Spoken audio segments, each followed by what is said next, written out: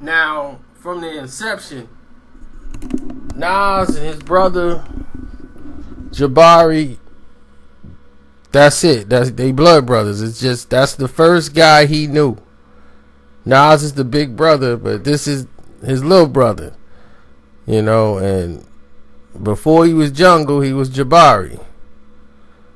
So before anybody in the streets knew him, Nas knew him in that household. He was the baby boy.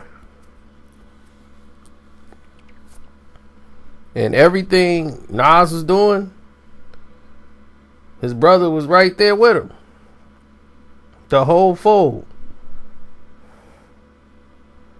So through the rise of the top and hearing all the rhymes, he was first to hear everything. All the things that we go to the store and purchase now, Jungle was the first to hear all that. The first one to say something about anything.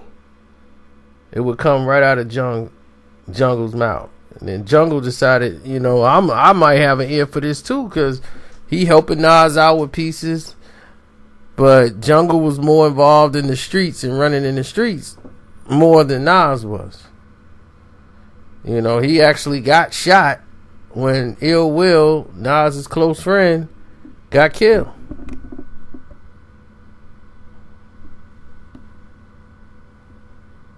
Nas is upstairs.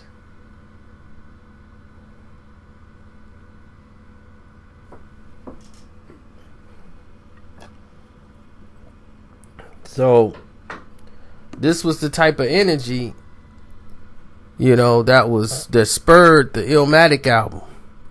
Now he's blown up. Nas is a household name. First thing he did was bring his brother with him. And then when he got the money on the second album, he got the big house in Connecticut, out there, living good. And he had a house for Jungle. Like, man, you can stay in this big house. We got this big crib. You can stay here. Or I'm going to get you a house. He was like, nah, man, I don't want this house, man. I can't live out here. And he's like, man, I want to go back to the hood. Jungle is so caught in the street life. He don't even like it out there. They went to go shop in the store. He's like, man, I ain't used to being surrounded by all these white folks, and they staring at me, and I don't like it out here. I'd rather be in the streets. I'd rather be in the hood. And they was like, man, somebody gonna try to kill you. Nah, man, I can see that coming. I'm from the hood. I'm not from out here. He like, I can't see it coming if it came out here. I don't know this place. So he would just go back to the hood and stay in the hood. He chose to, like, man, I'm living out here, man. I can't live out there. So he had a house out there and didn't really frequent it. So for years, anytime Nas had rap beef or beef with dudes who had a problem with Nas, Jungle was one of the main guys that front line. And that's why I never would use the word beef for these two. Never would I say that. Because brothers fight. You know what I'm saying? But they come back together, they sit down, they have a conversation, they go over what they want to go over and discuss things like men. Well, some people do. We got some people that just don't know how to do that yet. No matter how old they are. So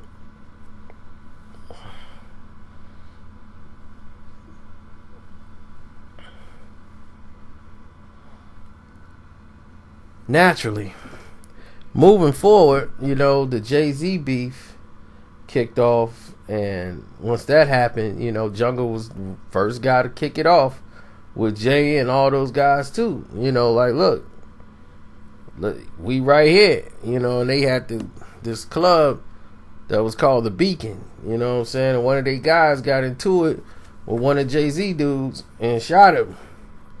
You know what I'm saying? So it was hot for a while. Some guy that was cool with Jay and them ended up getting shot. And come to find out, he was more in line with like some of Dame people or whatever. But Jay and Dame had problems, so it didn't really relate back to Jay. So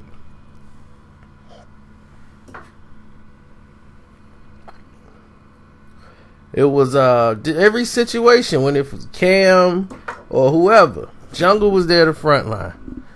Now, here's where the dilemma kicks in.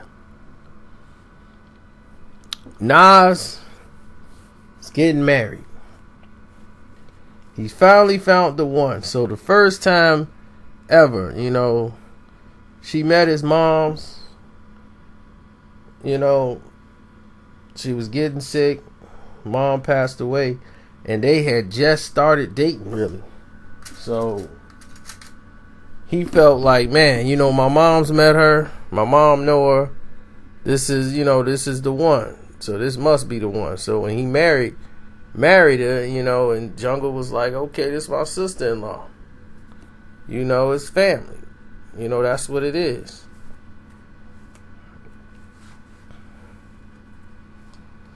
So then now that he's no longer the bachelor, he's the married man, and he's happy he's getting married, and he's got married, and things are like in bliss for him. He's doing well. And for years, you know, things going proper. Then, you know, he went and got out of the East Coast and moved to LA. And this is where the strain of the relationship started. Once Nas kind of moved to LA, you know, a lot of things started happening.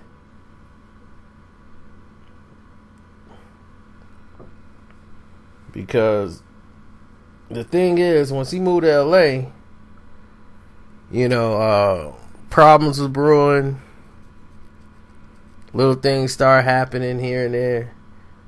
But they were still tight, him and Jungle.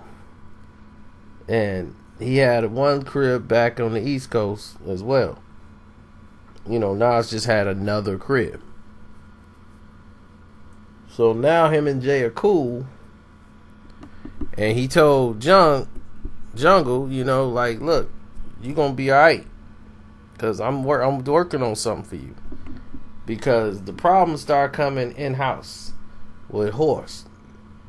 Once the Braveheart album didn't come out, when Horse think they finna blow, and he felt Nas is holding them back when they could have got a deal somewhere else. And Nas want to keep them and sign them to Ill Will. And was like, nah, I'm going to keep y'all. We going to come out on Ill Will. And he's like, man, we could get a deal right now. What you doing?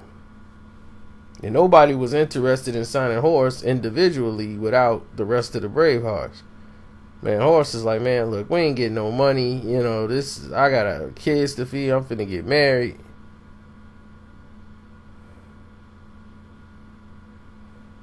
So, Horse was out. I mean, he just got out the Braveheart business. Like, Nas ain't talking about doing nothing, man. I'm out. So once Horse was out, they tried to go to the crib and see if they can get Horse back in the group, and that wasn't possible. So Wiz like, I'm sticking.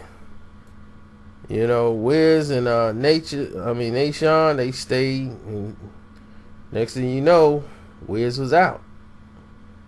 The Braveheart album came out, and Wiz ended up cutting himself out the group. Another fallout, and you know, Jungle rode with Nas. That's his brother. So any problems, y'all can't work it out. They family. There it is. Now allegedly, in 2008, Nas had gave Jungle his own imprint off of Ill Will Records.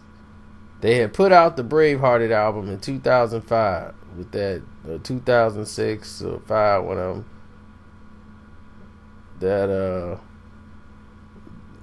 That Back Down album, whatever, the Bravehearted,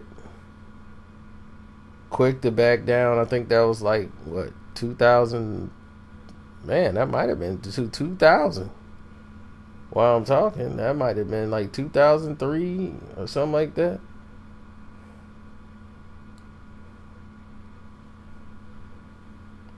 So we might be talking about 2003, no joke. So 2003 comes around, and Quick to Back Down is out and all this stuff.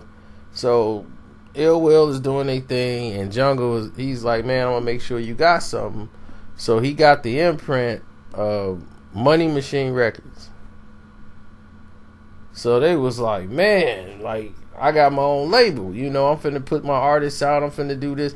Jungle was excited to have his own label, Money Machine. Then some dealings went wrong, or something went completely wrong, and the Ill Will imprint, for some reason, just nothing was really happening with it no more.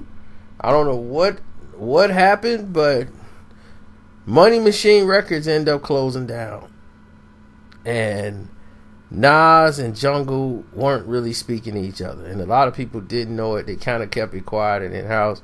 Rumors has it, word around the campfire, is that there was a party at the house where they had the kids, everybody over there, and Jungle brought his kids over, and allegedly Khalees said something to one of the kids, and Jungle was drunk, like, yo, sister-in-law, no, don't do that. You know what I'm saying? Come get me, I'll take care of the kid. Don't try to, talk to him like that. I appreciate it, let me handle it. I got it. So she was like, went back and told Nas that Jungle was disrespectful, just was disrespectful to her. It was like, yeah, he got in my face, and he was like, bruh, what you do? You know what I'm saying? Like, bruh, you drunk, you tripping. You know what I'm saying? Like, what you doing? So he was like, dog, she didn't even have to involve you. You know what I'm saying? It was like no big deal. You know what I'm saying? I just had to check her. And then she said that allegedly she said that Jungle called her the B word. And Jungle said, I didn't say that. And it's like, I never disrespected you. So why would I disrespect you now? And I'm not really that drunk. He's like, I'm not really drunk. You know what I'm saying? I'm drinking, but I ain't drunk.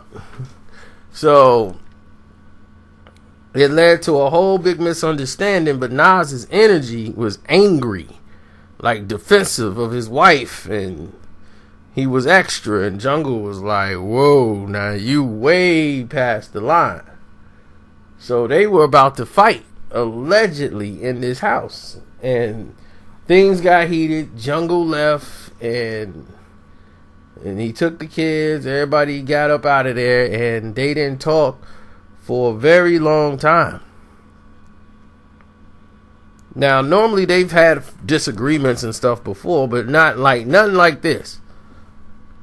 So, word around the campfire that came back to me. And they came back, sat down, talked, like life's too short and blah, blah, blah. And, when Nas needs something, he'll come around and make sure he gotta, like, yeah, I'm going to have to go back to the hood or do something. Let me call my brother and squash this so I can get the troops and rally everybody around because I got something I need to do. So that's all I knew at the time.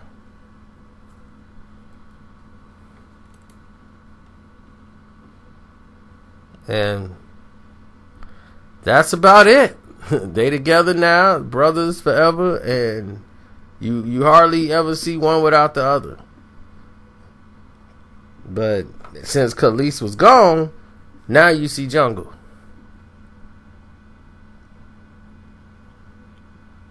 So I'll let you make your own conclusions on that. I'm out.